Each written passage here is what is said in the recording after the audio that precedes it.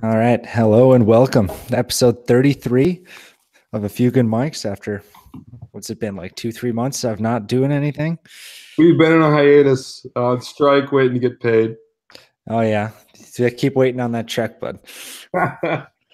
We're back on one of the bigger weeks of the off season, draft week coming up in just 2 days, coming up on Thursday.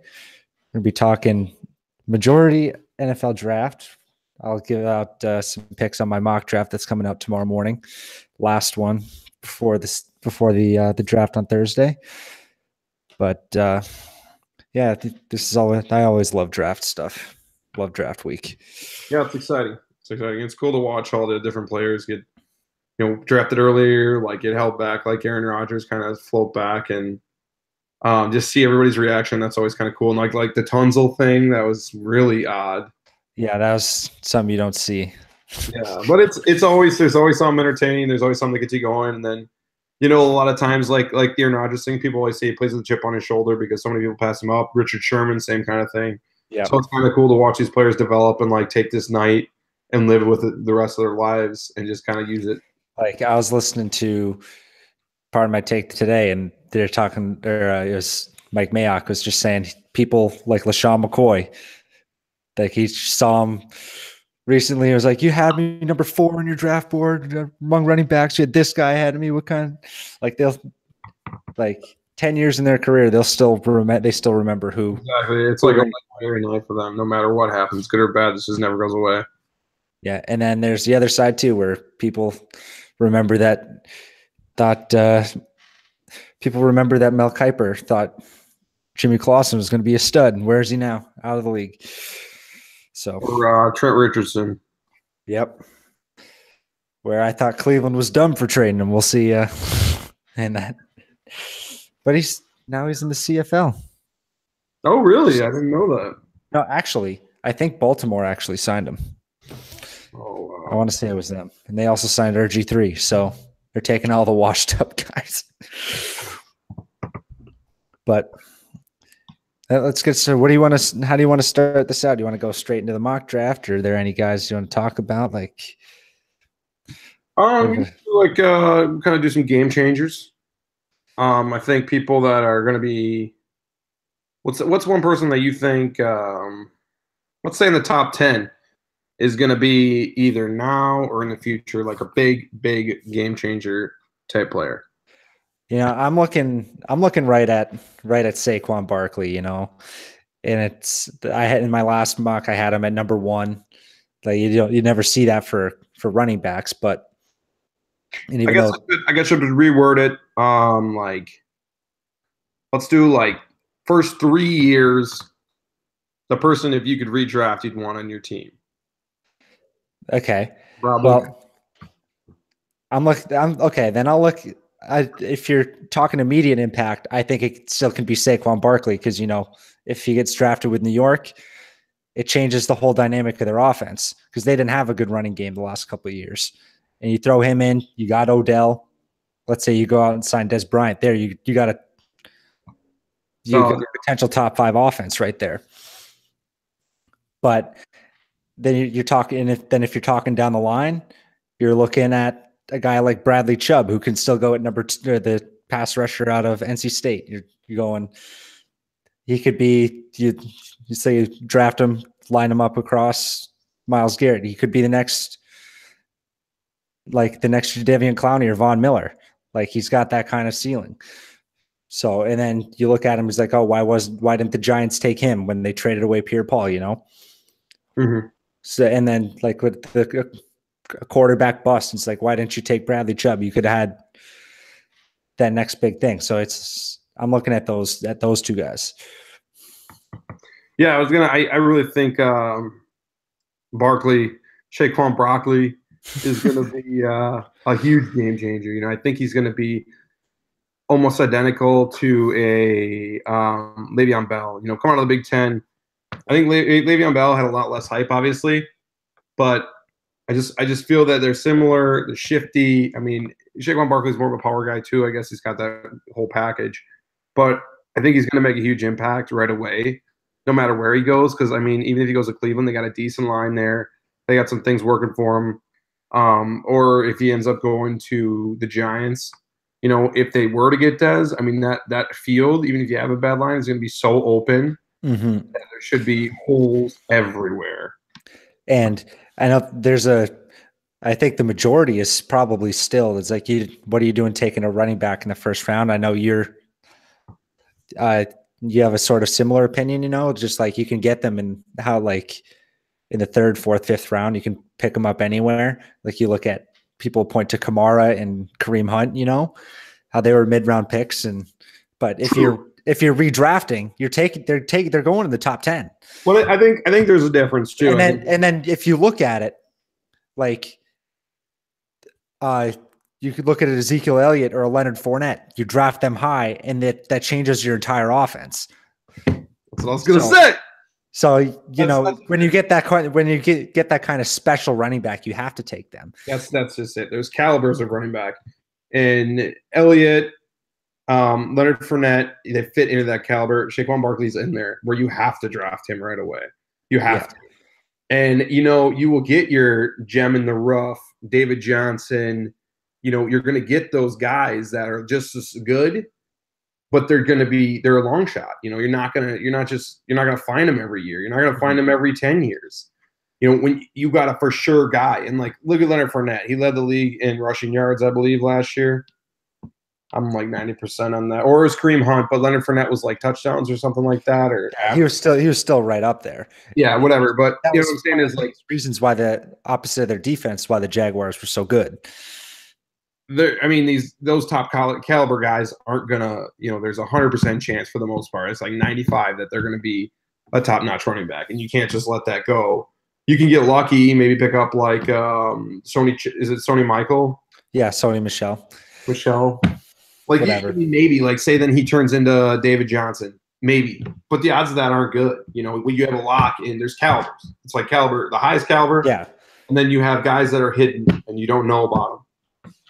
And that's why it's like certain years where if there's like another top guy at another position that you need, it's like, okay, then you can look at the depth at the running back class and say, just take this guy in the second round. But if you're the Giants or whatever, well, I'm not sure about the Giants, but you just take that top guy right away and then you just worry about it later. Right. So yeah, we're on the same page with Barkley on that being an impact guy there. Which it's everybody's page. He's the consensus number one prospect on most guys. So no shocker there. Yeah. All right, then let's turn it around the other way. Are there guys at the top you think that might be like the highest? But you look 5 years from now, they're either out of the league or they're just a backup somewhere. Yeah. So I wish I would have been prepped for this question more and had more research to back it up. But I am going to say Lamar Jackson. Okay. I'm not a believer, and there's several reasons why. Because a lot of quarterbacks that run pass don't make it. There are a few. Russell Wilson being one. He's huge at that. Cam Newton being another. And you could argue Deshaun Watson at this point. But for the most part, predominantly, these quarterbacks don't make it, aren't that good all around, or just completely bust out. Like a bunch of Ohio State quarterbacks, there was like 3 in a row. Like Braxton Miller was pretty good, and then he switched to wide receiver, blah, blah, blah. Was it Trayvon Jackson or Terrell Jackson? Terrell Pryor? Well, he moved to wide receiver pretty quick. Oh, no, actually, he was drafted as a quarterback. I'm talking about this guy he ended up in Oakland at one point. I think he was maybe in Seattle. There's See, I wish I would have done the research.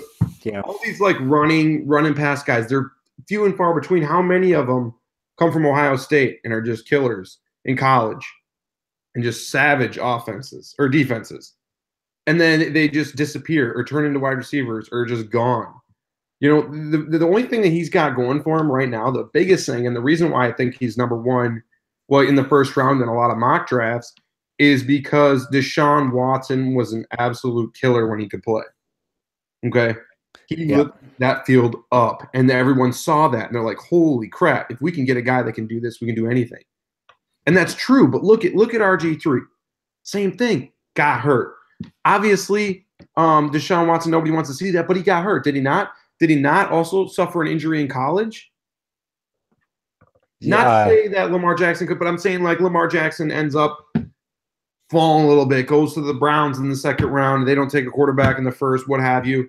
He goes out there, kind of gets beat up a little bit, hurt, passed on to the next team. Like, I don't think he will be in the league in his fourth year. He won't be in the league. All right, I'll talk about Lamar Jackson, I guess, in my mock draft, but I'll flip it to another quarterback, and I'm looking right at Josh Allen. Like Mel Kiper he's got him at number 1 overall, and he's the biggest boomer bust guy in the draft. It's like he's got the size, he's got the big arm, but you look at it, to say what you want about completions percentage, he hasn't had a completion percentage over 60%, not even going back to high school. Like I saw that stat the other day, and that's just insane. He couldn't and he's like, hey, you can, if you want to say you can teach accuracy, fine. I don't know if you can, but yeah, that's the biggest like project pick, and he's going to go in the top 5. I don't think there's any doubt about that. And if you're missing on him, you're gonna find out early if you missed, and that's just, I don't know. I would go like he would probably. I think I would take Lamar Jackson before him just because of his athletic ability. And if like let's say he fails a quarterback, like you said, you could switch him, but I would have more faith in a Lamar Jackson than a Josh Allen, to be honest. I don't think that's a fair argument. I mean, I don't think that's an unfair argument. Everyone was on the hype wagon for Josh Allen before, like at the beginning of this year, and then he ended up playing Iowa in the first game, and I actually ended up watching it, and he lost. I think it's like 24-3. Yeah, they got blown out that game. Yeah, he had 175 yards. This is at Kinnick, which is a tough place to play. It's fair, I get it. He went negative 10 yards. Well, he ended up being like minus 10 yards rushing total. 174 yards in the air, 2 INTs, no touchdowns. I mean, that's horrible. Mm-hmm. That's a debut game, so you know what? But then you go against Oregon, another decent team, but they don't even think they're ranked all year.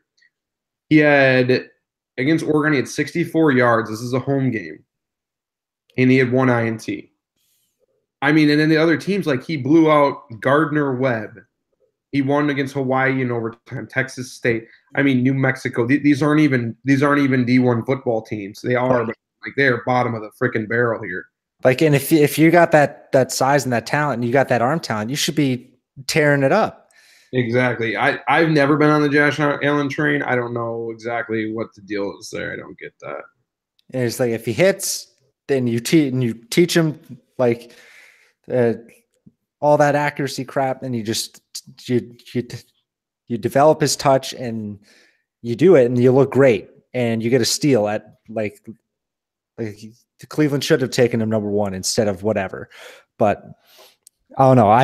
I would take the other guys before I take a Josh Allen. There's more upside to me even in Lamar Jackson. Like if he pans out and you get yourself a Deshaun Watson that's not hurt. Another example in that same thing is Teddy Bridgewater. Constantly hurt. He's that runner. He's more of a pocket passer now, I feel like, but whatever. Actually, same offense. Same offense is coming out of that same Louisville offense.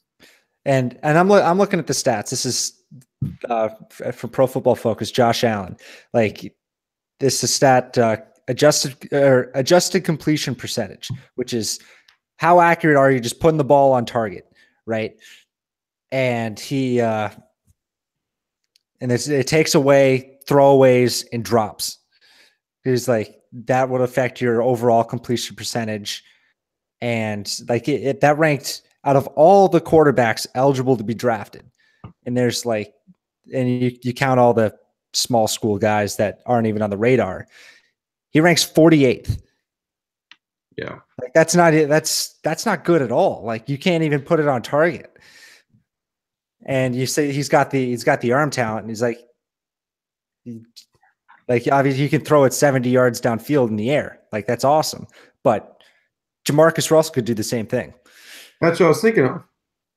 So okay, that's the guy. Okay, but yeah. Like get booted out of the league, just not good. So Yeah, like you got to be all in on him, and I'm not. So that's the guy for me. yeah, he's one of those guys. I don't. The stats aren't there. If you can't even produce against like college defenses at all. I mean, granted, he played for Wyoming, but he wasn't doing anything. Yeah. So yeah, that's the question for me. So any other? What's the next thing you wanna talk about here? You just want to do the draft? Yeah. All right, let's go do a dive in. I've only gotten one of the mocks done, just the one with a few trades involved, and then I'll finish. I'm just going to finish up your classic mock draft later. Number one, the Cleveland Browns. They're going to take their franchise quarterback, Sam Darnold.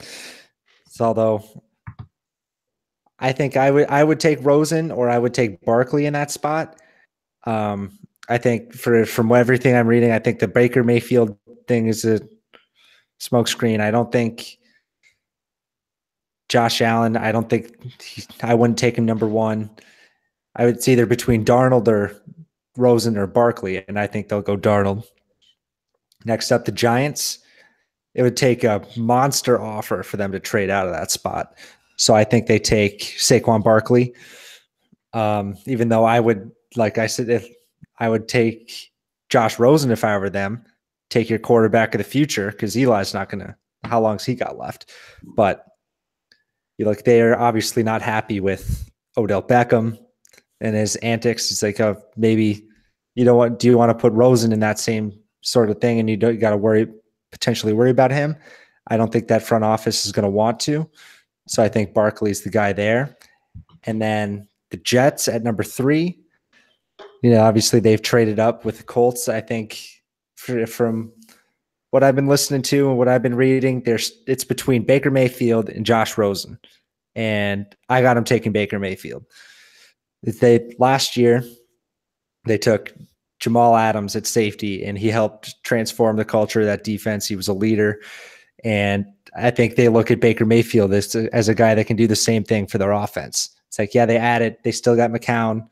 They signed Teddy Bridgewater, but it was only a 1-year deal. And they obviously, if you're going to trade up this far in the draft, you're going to take a quarterback.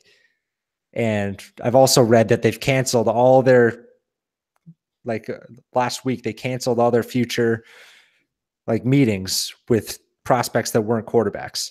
So I don't know. That's a pretty good sign right there. So I guess let's tally off that quick. You draft no matter who you draft. So you had go just 1, 2, 3 right now. I got Darnold 1, Barkley 2, Mayfield 3. Mayfield 3. Okay. So so if you're taking Darnold 1, then you are you're sitting Tyrod Taylor. No, you can play. I would play Tyrod until you feel that Darnold's ready to take over, because you traded for Tyrod, and I think he's still just a bridge quarterback. Because I mean, all these guys I think are projects, except for maybe I think Rosen is probably the guy most fit to just start right away. But yeah, I think. But you don't think that would be like a situation where, like, I guess like what I would be worried about. I don't know. I think they're gonna take a quarterback, but I feel like this is kind of their pitfall, is that they always have that quarterback in there right now that's okay, is all right. I think Tyrod's actually a step up from what they've had in the past. Yeah, for sure. But he throws a couple picks, they lose game 1. That's a new offense. There's a lot to get molded together, as far as people, personnel, and everything, and chemistry. Then they're going to be calling for Sam Darnold. There's going to be a lot of pressure, and that's even more pressure on Tyrod. And I just feel like that's just such. And then you throw Tyrod, or you throw Sam Darnold in. Let's just say you throw Sam Darnold in then. And I agree 100%. These are almost all of these quarterbacks are guys that need to sit and develop. Mm-hmm. You need to let these guys sit, because you're going to throw them in there like the Browns have in the past, and then he's going to get torched, and he's just going to burn out. He's going to burn out and be done. But you look at it, the new GM, Dorsey, he was the GM in Kansas City, right? Mm-hmm. He was the one that drafted they drafted Pat Mahomes and they traded for Alex Smith. I think it's a similar situation. That you get your guy that you don't think, like Alex Smith we knew was decent, but he's not the guy that's going to go out and win you a Super Bowl. And they drafted Pat Mahomes to think that maybe he could. And then you trade for Tyrod. Like he's a steady guy now, but you take a guy that you think could eventually take over the hump and be your next franchise guy. And Tyrod's only there. He's only under contract for this next year. So you play him for this year. That's just my thing, though, is like no, I hear you. Because when you look at Tyrod, City, that makes sense but Kansas City was much more developed, and he was more. Alex Smith was more solidified. Now you're going to this brand new whole scheme of people, and keep in mind, no matter who they got in there, Landry or whoever they're taking, they still didn't win a game last year. So I mean, there's still a lot of work there to be done, regardless. And I'm just saying, like, they're going to take a quarterback. I guess what I'm saying is I just worry that whoever they take is doomed. Now, you could say that about any quarterback that gets in the first round.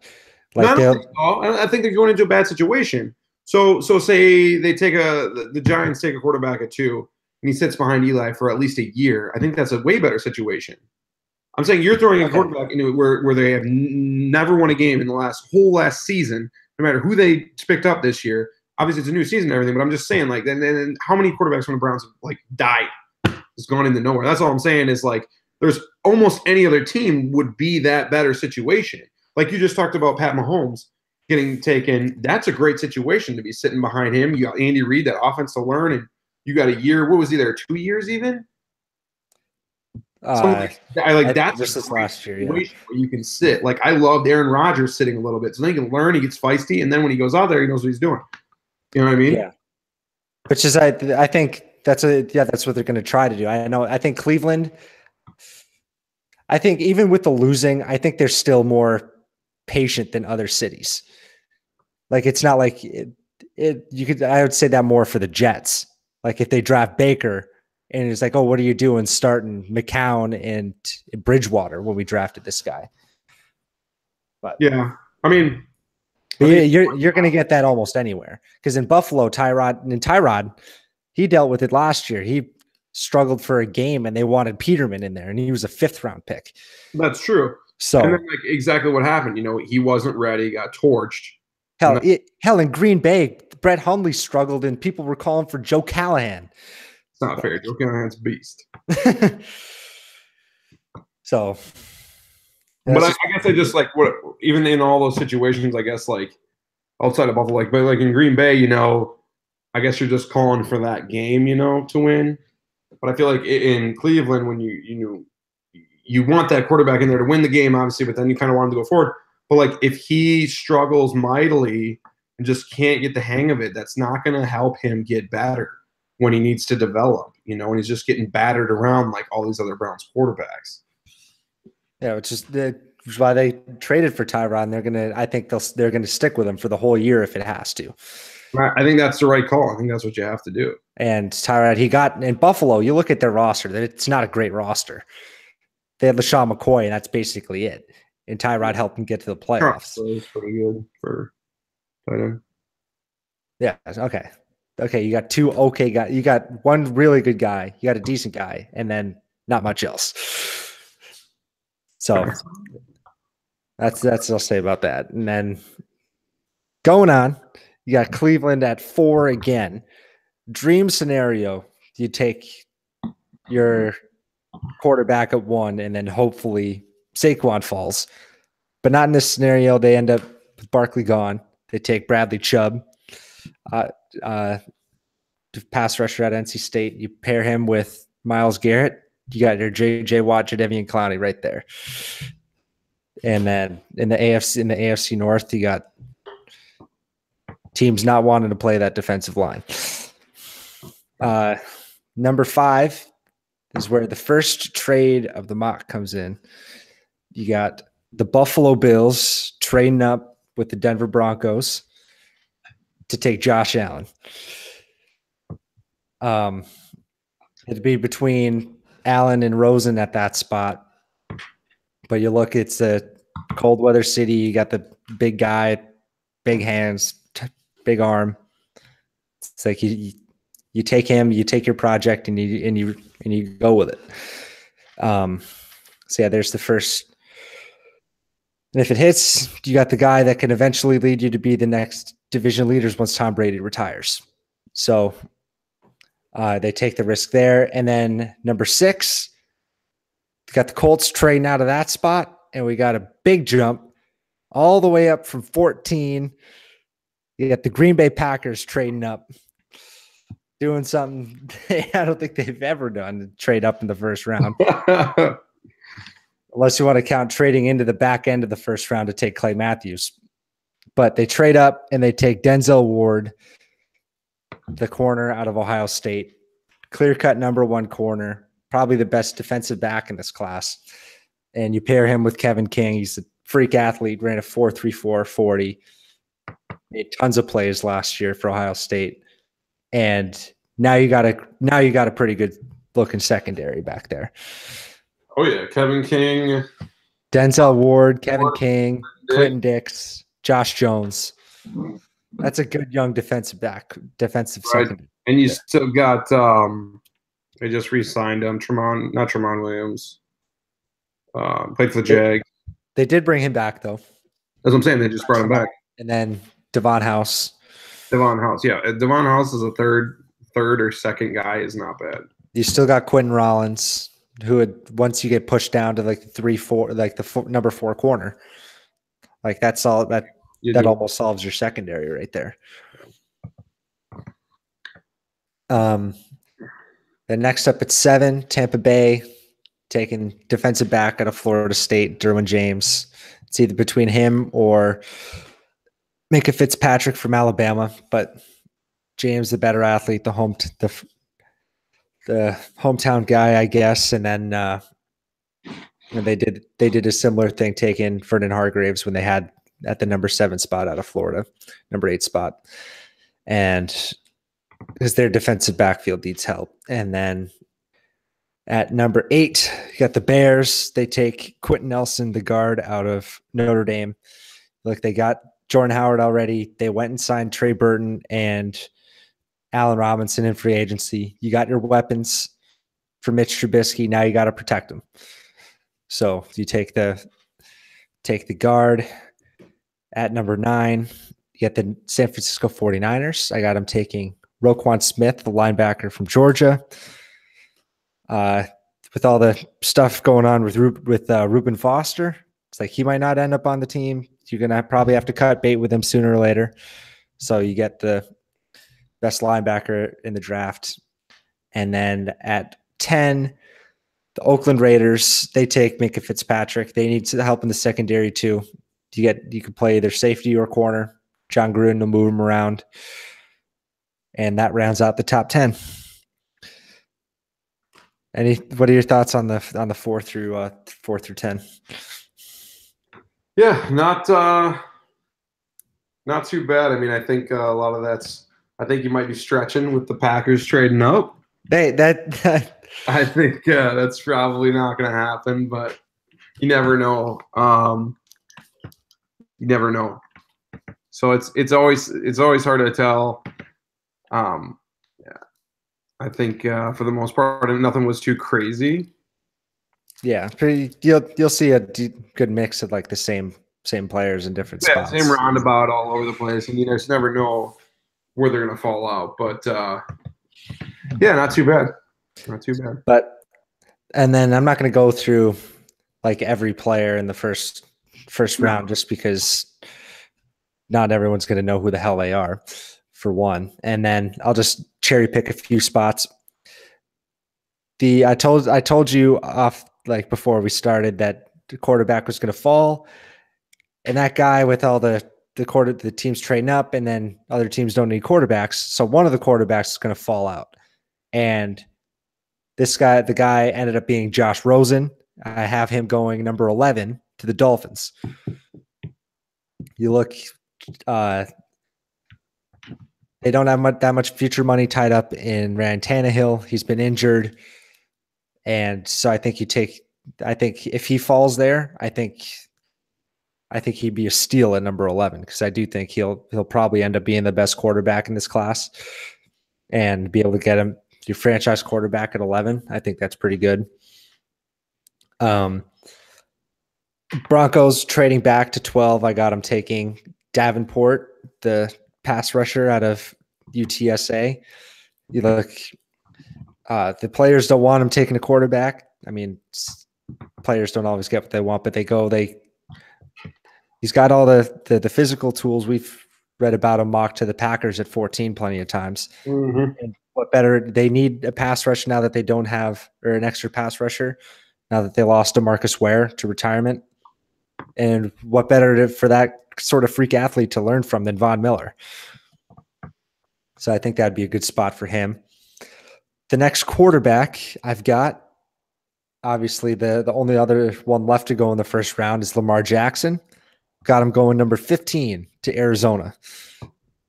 I think that's probably the floor for him. Yeah, they signed Sam Bradford, but I don't think you can count on him. I think just like we said with the earlier quarterbacks, you take Lamar Jackson, he's a project as well, but with the athleticism and he's got the arm, you could do all this stuff with him, and you have him sit behind Bradford. And it's like that'd be a great spot for him. If Bradford comes back anything like he was for the Vikings, that's definitely going to result in him sitting, as in Lamar Jackson sitting. Yeah. Yeah. So then later spots, I've got Seattle addressing their offensive line, taking Will Hernandez from UTEP. I got 19 at Dallas. The first receiver comes off the board. They take Calvin Ridley, the receiver from Alabama. Early in the process, you were seeing mocked as high as number 8 to Chicago or number 9 to San Francisco, but during the process, he's sort of fallen down a little bit. This is all these wide receivers have. And I think after cutting Des Bryant, they signed Allen Hurns, but they're still going to be looking for a number 1 receiver. Right. I think if he falls to 19, that'd be pretty good for them. One of the guys I've had at the Packers at 14 for a few mocks, Josh Jackson, got him falling to 24 to Carolina. Obviously, they've been looking for a good corner since, for some reason, they let go of Josh Norman. They traded away one of their guys, Darryl Worley, and then they tried to sign Bashaud Breeland from Washington, but he failed his physical, so they need a corner. Josh Jackson be a good pick there. And then you look at the Saints. I got them taking Dallas Goedert, the tight end from South Dakota State. Needed a guy to replace. They still haven't gotten that guy to replace Jimmy Graham. Kobe Fleener hasn't worked out, so you take him. The Steelers got that at 28. Got them taking Rashaan Evans from Alabama, the linebacker. You gotta eventually come to reality that you're probably not going to get Shazier back playing football again. So you take his eventual replacement, and then you get just the last couple picks. I got the Jaguars taking a receiver, DJ Moore from Maryland. I got the Vikings taking an offensive lineman, and then the Eagles at 32 taking best player available. They lost a few. They addressed their secondary. We go Mike Hughes from Central Florida, corner. So there's a few highlights of my mock draft after the top 10. And then you can check the rest out when I post it tomorrow. And you posting 2 tomorrow. I'm going to try to post 2 tomorrow. I know this one for sure. Yeah. I'll just do kind of a top 10, like what I think will happen as well. I think Sam Darnold's definitely going to go 1. Seems to be their guy. That's same thing that you had. And I think that it would just be, I mean, like think about this. So don't you think realistically it would just be silly for the Giants to take a quarterback? I mean, I think that Eli Manning is got at least this year and next year to play all right.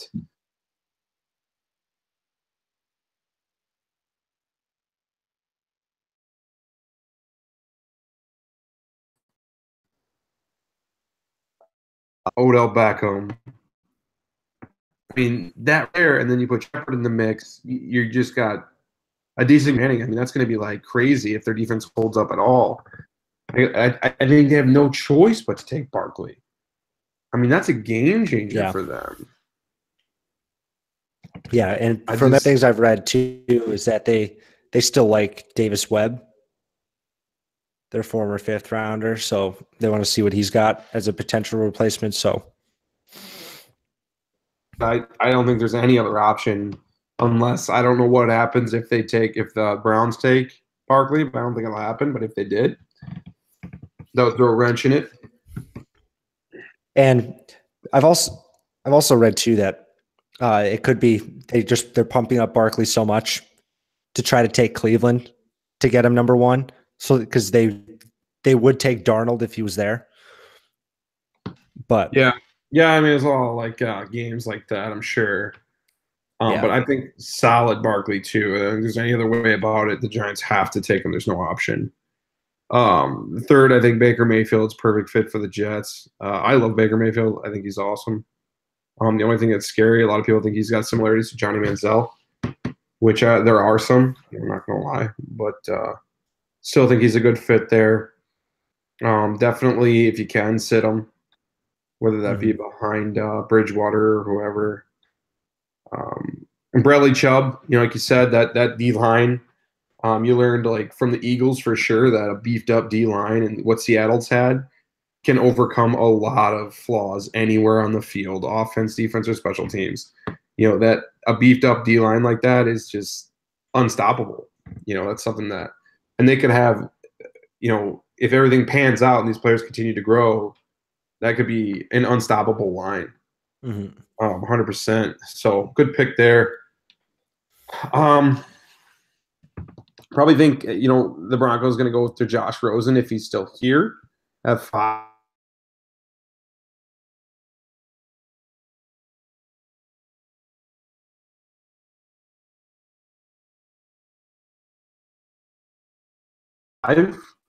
Two, and you got Rosen there sitting, developing, and he's ready to go. He's kind of a franchise guy.